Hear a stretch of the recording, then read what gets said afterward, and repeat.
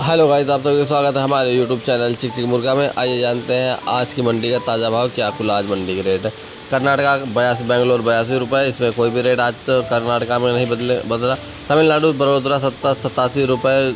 तमिलनाडु के रेट में आज कोई बदलाव नहीं है। वेस्ट बंगाल के रेट आज मंडी 3 से 5 रुपये प्लस रही है। जैसा कि आप लोग वेस्ट बंगाल का रेट देख सकते हैं। छत्तीसगढ़ के रायपुर में 5 रुपये मंडी डाउन, पर बिहार पटना रेट में कोई बदलाव नहीं। दिल्ली मंडी बड़ा साइज में 3 रुपये और मीडियम साइज में 5 रुपये मंडी डाउन है। महाराष्ट्र के रेट भी आप लोग देख सकते हैं, जैसा कि अभी आएगा महाराष्ट्र का रेट आप लोग देख लिए। तेलंगाना 83 रुपये, आंध्र प्रदेश 97, हैदराबाद 90 रुपये, महाराष्ट्र 78 रुपये का फाइनल रहा। धन्यवाद। हमारे चैनल सब्सक्राइब करें, लाइक करें, कमेंट करें, एक कमेंट जरूर करें।